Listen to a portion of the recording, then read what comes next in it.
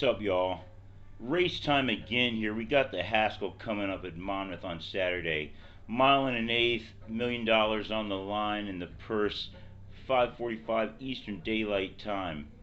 Now, at first glance, the field was kind of looking like an when I looked at it.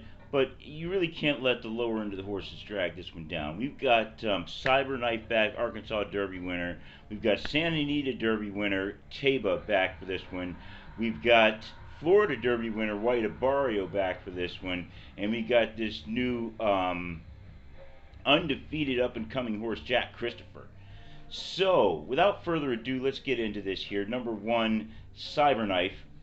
They got him at 6-1 here. Florent Geroux's riding him. Now, after that Arkansas Derby win, he came out and ran a paltry 18th in the Kentucky Derby. Rough race, tough pace.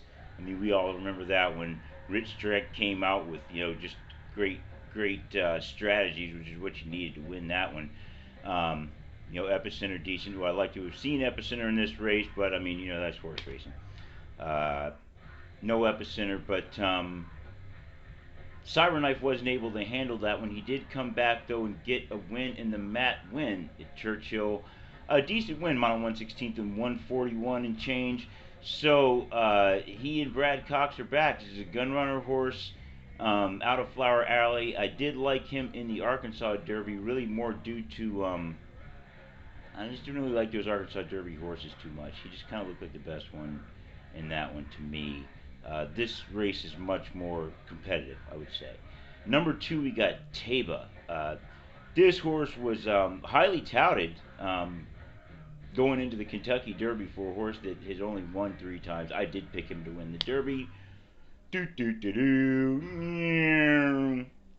No such luck in that one. Taiba was 12th in the Derby. Mike Smith back aboard, and back training him again is everyone's favorite trainer, Bob Baffert. Bob Baffert not suspended in this case. However, he's back training this horse, no Tim Yakteen. Bob Baffert has won the Haskell a record 9 times. That's right, 9 times. Mike Smith has won it 3 times. So here we go. Mike Smith, Holy Bull, Coronado's Quest, and Authentic, which was going all the way back to, what was that, 1994 on Holy Bull? 1994, the good old days, huh? Mike Smith and Bob Baffert teamed up in 2020 with Authentic for the win in this race. Baffert also going back all the way to 2001. 2001, the year the world changed. Bob Baffert, who was the young and upcoming trainer that a lot of people liked, began to build his history as one of the most hated people in sports. Bob Baffert got the win in the Haskell that year. Point given. Then you come back 02 War Emblem. 05, that was Roman Ruler with the great Jerry Bailey. 2010 looking at Lucky. Then we have I really shouldn't write so small, when I'm gonna read from far away. We had Painter, Missing Painter, because in 2011 there's another one that I can't read. It's 2014 we had Bayern. Then moving on, we had the great Hall of Famer, instant Hall of Famer American Pharaoh, got a win in this race as well. And then we're looking at Authentic that had that win in 2020. And who is this other one I'm looking here? Is that 2017? Oh, Coil. Yeah, Coil. I know one of those races after the race I was like, huh, what happened there? Now that we know a little bit more about Baffert, maybe we know a little bit more about what happened there. Who knows? Anyway, not going to judge a man by his past, even though it's a quite checkered past. He's back. He's got Taiba. Taiba's a good-looking horse, nice big Baffert-looking horse, as you know what I mean. Um, Came off very strong-looking in a 6 furlong race at Santa Anita. Came out and got a win in the second race in the Santa Anita Derby. And then ran 12th in the Kentucky Derby. Rough race, a lot of horses. I mean, the horse was probably freaked out by all that was going on. But hey, here he's back now. Much less horses, shorter distance. You got to have Taiba on the radar again. Another gun runner horse. If you throw out that Kentucky Derby, this horse is, as they got 7-5. I don't know. Maybe you could probably say should be the favorite, I mean, based on the experience. But hey, there's Jack Christopher. Number 3, we have One Time Willard. At first, you want to be like, why is this horse in the race? I have him rated very slow. Horse is out of micromanage. I don't know why you would name your horse micromanage. That's one of the worst things in the world. Micromanagement, in my opinion. Sometimes it's necessary. Micromanagement is a tactic. Certainly should never be used as a strategy. But that's like naming your horse root canal. I mean, it's something you do. You name your horse, tourniquet. Micromanagement's something you got to do sometime, but why would you name your horse micromanage? Micromanage, though, is out of Medaglia d'Oro. And this horse's mother, much better name than micromanage, Pinot Grigio. Pinot Grigio. Not that much of a Pinot Grigio fan myself. I'm a bit more of a Sauvignon Blanc kind of guy. When it comes down to it, what I am going to drink some wine. But I like that name Pinot Grigio much better than the horse's father's name, Micromanage. Pinot Grigio is out of Unbridled. So believe it or not, when you're looking at this horse, which is New Jersey bred, named One Time Willard for some weird reason, decent grandfathers. I mean, you look at the grandfathers of this horse, you're looking at, Hall of Fame top horses. So you got to look at good breeding. Paco Lopez for somehow is winning. I mean, it's Monmouth. But he's winning 26% of the races. I think it was. I didn't write that one down, but I'm pretty sure it's 26%. 26%. That's a win every 4 races on this card. So there's room to bet this one. Morning odds 30 to 1, rather. Very, very slow times, though. But the horse, when you want to look back, I guess they cut the horse back to some shorter races. Last race was a 6 furlonger, 109. Not bad. Did a 121 on 7 furlongs on turf. Not bad. So One Time Willard's at home in Jersey. Got Paco Lopez. Guy's hot right now. I don't know, man. I don't know. Can you play One Time Willard to win? Those odds are going to be more than 30 to 1, I'm sure. Sure. Got to keep an eye on that one. One Time Willard. Number 4, Howling Time. All right. Out of Not This Time's Giants Causeway horse. 10 to 1 in the morning odds out of Howling Time. I think that should probably be a bit higher than that, but that's where they got it. Joe Talamo riding him. Dale Romans trains him. Good workouts. A 59 breezing and a 1-minute breezing. His last couple of workouts. This horse was second in the Mat win, and by a nose to CyberKnife.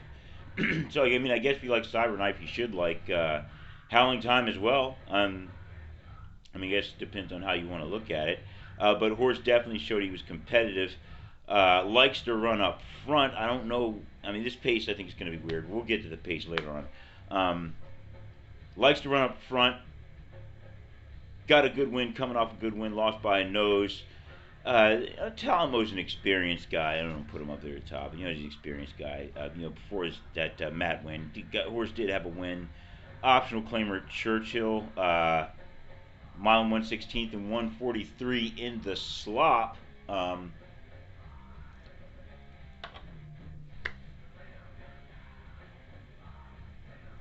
I guess you could make a play for Howling Time as well. Uh, I think he's going to need to run away with it. Joe Talamo, I guess, is the guy you have if you want to run away with it to get the win. But I think that's probably what he's going to need to do, because this crop of horses and the way the pace is working out is going to be a bit different, I think. Number 5, we got King of Hollywood. 30-1 on this one as well. This is a Palace Malice horse, which is another curling horse. 30-1. As I said, Nick Juarez riding this one. Nick Juarez never does anything when I bet on it.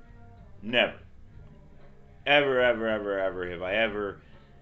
I don't even think cashed a ticket with a Nick Juarez horse. Now, he wins at some point. I mean, you look at the record, at some point he does get on the boards sometime. Just not when I bet on him. So, I automatically don't like this horse because Nick Juarez is riding him. He's just kind of on my list. We've got... his last race was in the Pegasus at Monmouth. 7th in that one. So, I mean, what are you going to say? 7th in the Pegasus. Had a win at in an allowance before that. Mile and 40-yard win, or sorry, a 1 mile win in a minute 40. Minute 40. So, 4 seconds off the even time. Not too impressive. Not too impressive. You can kind of ask, why is this horse in the race? But they got him out there. King of Hollywood, Nick Juarez, 30-1. Number 6, White Abbario. All right, White Abbario. Something more to talk about here. Florida Derby winner. 16th in the Kentucky Derby. Tyler Gaffleon had been riding him. He had an impressive win in the Holy Bull. Put that mile 116th down in 142. But since then, the Florida Derby win was in 150. He won it, but it was sluggish. I guess you could say, you want to blame the humidity. You could always do that. You could have blamed that in the Holy Bull. Fountain of Youth, rather. And, hey, that's Fountain of Youth, or the Holy Bull is one. He skipped the Fountain of Youth, and came back for the Florida Derby. But good race he had in the Holy Bull. Florida Derby time was slower. Kentucky Derby, he got blasted. Came out in the Ohio Derby and loses to Tawnyport. Another wine horse. Wine references here. Loses to Tawnyport. So, I don't know about White Abbario. Maybe that's why Tyler Gaffleon got fired and they got Joel Rosario riding him. Does that make him more interesting? Definitely so. Gaffleon's not bad. He's proven that when he rides a good race, he can ride with the best of them. But, maybe he's just not always there. But at any rate, they're going with Rosario here. He's never ridden him before, but we got Rosario on him. That's automatically a plus when you're going to Joel Rosario. 5-1 morning odds on him. Gonna have to run better. That's all you can really say. He's gonna have to run better than he's run these past 3 races. He's gonna have to get back in that form he had in the Holy Bull. And if you got Joel Rosario, that's the guy to do it. Gonna be riding up in Jersey. I don't know about the weather. It's hot, but I don't know how hot it's really gonna be. That's generally not a case in this race. But I guess you might want to take that angle. This horse ran a lot in Florida, so if it is ultra hot, you might kind of want to go with him, even though it's a different kind of heat there. But, it may serve as a bit of an advantage for him. We'll see. White Abbario. 7, Jack Christopher out of Munnings. Now, this horse he's a sprinter. I guess you could maybe call him a miler, but he's a sprinter. 4-0. Got wins running short. Got a couple wins at a mile. So, you could call him a miler. Last mile was in the Pat Day mile. Put that down at 134. Before he had that, he had the Champagne at 136. And then his last race, Woody Stevens, 7 furlongs, 121. So he's putting down solid times every race. And I know what you're thinking. Why wouldn't he put down a solid time in this race? Maybe he will. Maybe he'll go after that 146-4 track record. he's shown that he has that kind of speed. He just hasn't shown that he has that kind of stamina, or at least he's shown it. At least be able to get the mile in 1:34. Is he going to lose 2 seconds and an extra eighth of a mile? Who knows? Maybe. I've seen worse happen. Just in that Stephen Foster, you saw a horse. Ah, why is my mind is slipping my mind? Coming off a very fast mile before that, and then it just kind of fell apart due to the pace, different race, different horses. So I mean, sometimes it's just an extra furlong or so, but due to the makeup of the race, it's a lot different. And you guys are gonna have to let me know about what is the name of Caddo River, and the Stephen Foster. Yeah, couldn't handle that. So Jack Christopher's going to be in a similar situation here. Interesting thing with the pace, this horse is not a front runner. Not a front runner. I'm going to get into that when I get into the pace. That may be his downfall. Jose Ortiz riding him. We all know he's good. He's no Bailey, though. So, Chad Brown's a trainer. Jose Ortiz riding him, undefeated, sired by Munnings. We'll see 3-2. Those are some interesting odds because that's very low, and it's in the Goldilocks zone. Where, if y'all don't know, the Goldilocks zone is in between even money and 2-1. So you're talking about your 6-5, 7-5, 3-2, your 8-5, 9-5. Those horses in their Goldilocks zone. Horses in the Goldilocks zone tend to run first or second over 2/3 of the time. Now they have two horses in the Goldilocks zone in this race. Taiba they got at 7-5, and we also have Jack Christopher at 3-2. Something just tells me that's not going to go down that way. I don't know. 3-2 seems a bit low for this horse, based on the other horses he's running up against. And to think that all that money is going to go into Jack Christopher and Taiba and that's it, I don't know. I would almost be wanting to play the other horses. I mean, just give me CyberKnife and White Abbario and throw in the one-time Willer Howling. Kind of just play against them because the field seems a lot tighter than just those two horses to me. Now maybe Baffert's he's got 9 wins before. He can go out and get his 10th. Mike Smith can go ahead and get his 4th. Maybe they got him so low. This Jack Christopher undefeated. I guess they figure, he's won every other race. He's going to win this one too. I just don't see a 3-2 and a 7-5. And I guess you should probably take that into consideration when you look at how to play this one, even if you like Jack Christopher.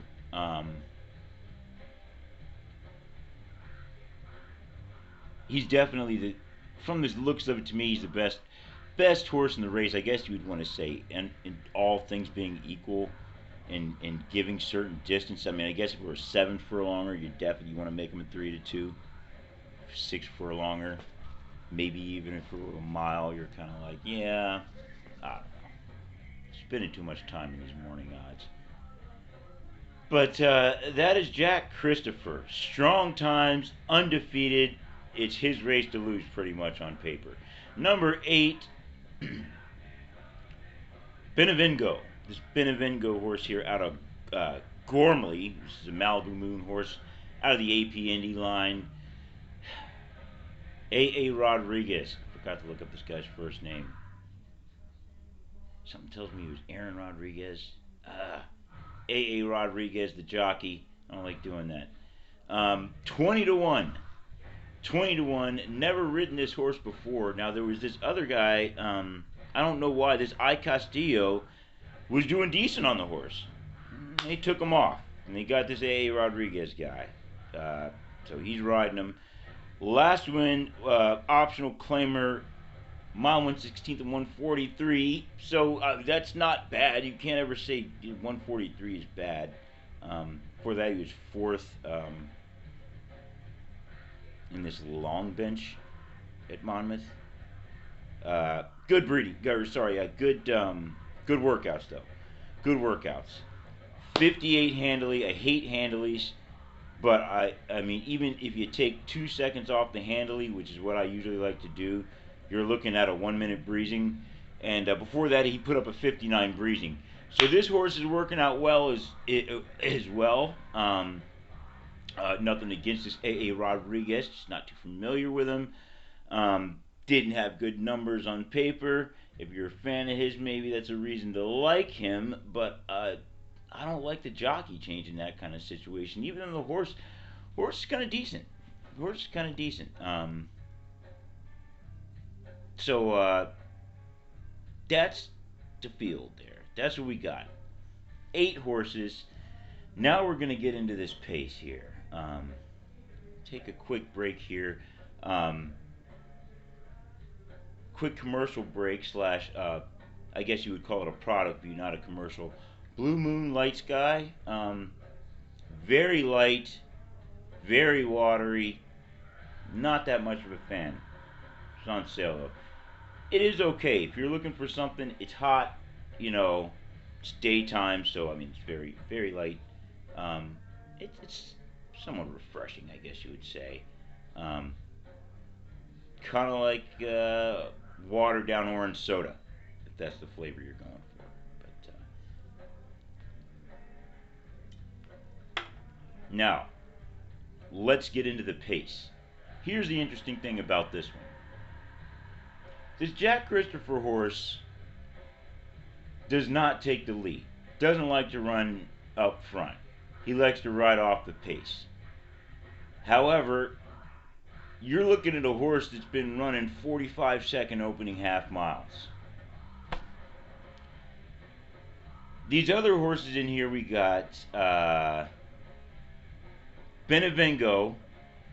He's a front runner. He likes to take the lead, and Howling Time as well. But they take the lead at 47 seconds, 48 seconds. Then you're also going to have Taiba, or sorry, not Taiba. Taiba, I'll get into Taiba in a second. But One Time Willard kind of likes to mix it up, as well as Taiba, who, because of the short, I mean, you look, the horse ran 3 races. He ran the Santa Anita Derby, was more aggressive in that 6 furlong race, which was the first race. But then it was the Kentucky Derby. I was kind of throw that out. The horse was near the pace, I guess you would say. It was incredibly fast paced for a mile and a quarter race. So Taiba might be up in there trying to mix it up too. So you got Taiba, we've got, well, let's just look at how I have it. You're going to have Jack Christopher's got to be in there, even though he's not really a front runner.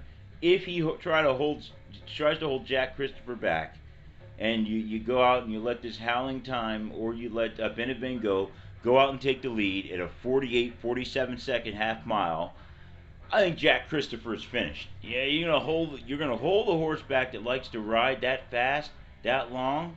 It's not gonna work. It's not gonna work. He's gonna have to go to the lead, and he's gonna drag these other horses with him. He said the Howling Time, Benevengo, and he's probably going to drag the One Time Willard. And White Abbario. White Abbario is known to get into it a little bit as well. So White Abbario is probably going to get dragged along with him, and then you'll have Taiba not too far behind. Maybe Taiba might even be in front of White Abbario, but that's just going to create a fast pace, I think. Now, how do you win those races when it's a fast pace? I think some of you at least know. You gotta just go, man. You can't worry about all these other horses and trying to split hair fractions. Well, he's slightly too fast. He's slightly too slow. Because the horse gets confused, and you're taking the horse's energy away from him by trying to jerk him around and wiggle him around and slow down, too fast, too slow. You're hurting the horse by doing that. You're ruining his momentum. You're ruining his flow. And this is the perfect kind of race for that to happen, when you have a horse that does not like to run up front, but has been running 45, 46 second half miles his whole career. Is Ortiz just going to let him go? Is Chad Brown just going to let him go? I don't think so. I do not think so. I don't think so. I think that Jack Christopher is going to get caught up in this pace and not go as fast as he needs to go. I'm still looking at a 46-second opening half. Looking at either Jack Christopher howling time or Benavengo on the lead. Right after that, I'm going to look for Taiba, and then probably White Abbario, and then probably going to be looking at one time Willard after that. Bringing up the rear, I'm going to be looking at CyberKnife, and then King of Hollywood. Don't think King of Hollywood is ever probably going to get too interested in this one. He might make a little bit of move for it because I'm thinking the pace is going to be a bit too fast, but he's probably going to tail off before he'll get his name called twice. That's it. CyberKnife, I think, is the one you really got to look at, and you got to look at Taiba. How much is Taiba going to get caught up into that pace? Is Mike Smith going to get enticed into getting the horse in a bad situation? Is Mike Smith just going to say, I'm just going to take this race over and go? Because, yeah, I mean, this is Bob Baffert. Bob Baffert's known for sending his horses even when you didn't expect him to. You look at that Medina Spirit in the Derby, you know, injections or pills or cream or nothing or not, strategy-wise, Medina Spirit was sent to the lead the same way as Authentic, and you look at several other times this has been done. Justify did that probably because of the slop, but at any rate, it's not unheard of for Baffert to send a horse in a situation where he's like, that's going to be the only way to win, is I'm just going to have to blow these other horses away, and as they say, steal the race. So, when we're looking at Taiba, could get the lead. I don't think so in this one. Will be competitive at the end. White Abbario, I think, will be competitive at the end. I'm expecting Jack Christopher to get confused. I don't think they're just going to let the horse run free, which is what they need to do. I think they're either going to get caught up going too slow or too fast, whichever happens. And I think this is just going to cost him in this one. It's going to cost him in this one. I think the horse, like I said, will get confused, get tired. He'll fall back. This is going to come down to a race between Florent Geroux and Mike Smith. The way I'm looking at it. Now, if we remember last year's Haskell came down to a fight between Florent Geroux and on Hot Rod Charlie was Flavien Prat. And was it Pratt? At any rate, it was Hot Rod Charlie. Horse came down to what should have been a win for Hot Rod Charlie. Disqualified though. Disqualified off of, I think it was Pratt disqualification. Disqualified though off of something I probably wouldn't have disqualified a horse off of. But Brad Cox and Florent Geroux were awarded the win with Mandaloun. And we know what everybody thinks about people who are awarded victories. We don't really like to count those. We like to stick asterisks by those when we're looking them up in the almanac or maybe on the Wikipedia or whatever. We don't really count that. You really got to get a solid win for people to really respect that. So we got Florent Geroux and Brad Cox back again with every reason in the world to get a solid win. Not a huge Florent Geroux fan, but he's good enough to take him sometimes, and that's who I'm going with is Florent Geroux and Brad Cox to get the win with CyberKnife.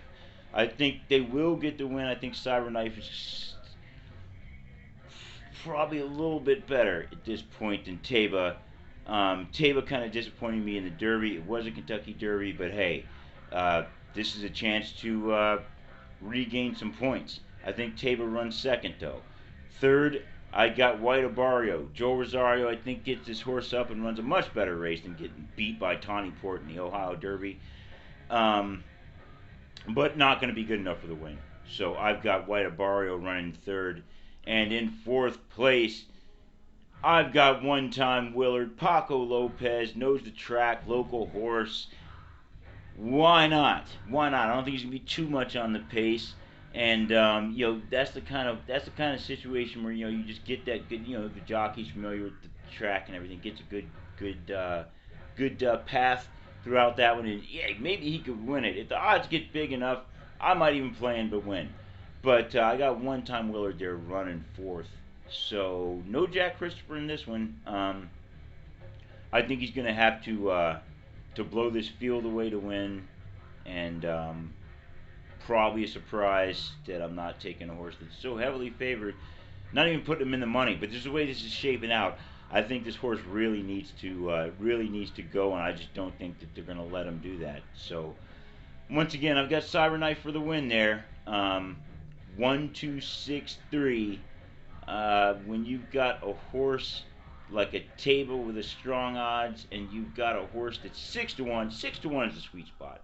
That's another sweet spot. When you, like I said, when you're looking at Goldilocks, and when you're looking at 6 to 1 is a sweet spot for horses that are not the favorites with good chances of winning, though. I mean, you got, my grandfather told me secret a long time ago. He said, you got a good jockey,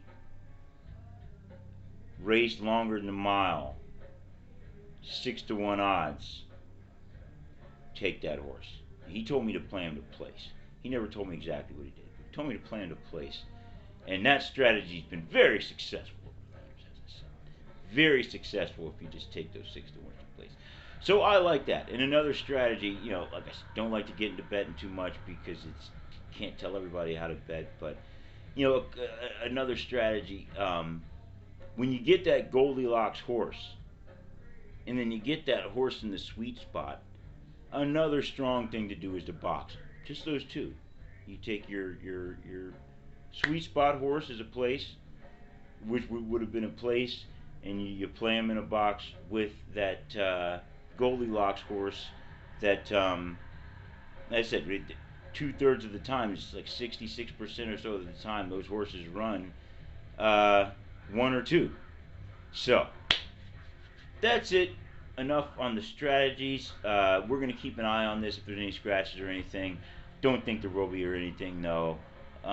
Let me know what you think. I always like to get the opinions of everyone. I think this could be kind of wide open. I don't think there's going to be a lot of people liking any particular horse. It might even work out to where there's no strong favorite. Yeah, you know, there's no favorite that's lower than the 2 to 1. Because once you get 2 to 1 and up as a favorite, then those favorites are pretty weak. It could end up being that kind of a race because I think it's a highly competitive race, and I'm expecting a good race. So in case something else happens, unless something else happens, I will see y'all after the race.